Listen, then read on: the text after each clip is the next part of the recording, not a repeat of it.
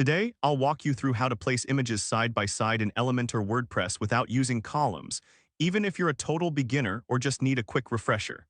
By the end of this guide, you'll know exactly how to arrange your images effectively so you can enhance your website's visual appeal. Let's dive right in. First, head over to your Elementor Dashboard. This is your control center for all things Elementor, where you can create and edit your pages. Don't worry if your dashboard looks slightly different, the core functionalities remain the same. Next, click the plus icon to add a new section. This is like laying down a fresh canvas for your artwork. You'll be prompted to choose a structure, but for this tutorial, we'll skip the traditional columns. Now select your structure. Instead of choosing a column layout, we'll opt for a single section. This allows us to position images freely without being confined to standard columns. Once your section is ready, drag the image widget into your section.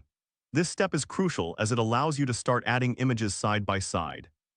Now click on Select Image. This will open your media library where you can choose the images you want to display.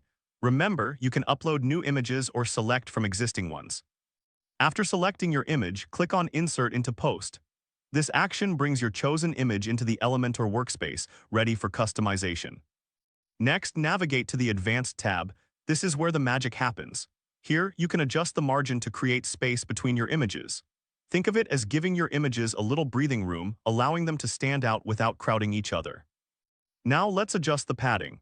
Padding is the space inside the image container, and tweaking this will help you achieve the desired look. Once you have your first image set up, right-click on the photo. This will open a context menu with several options.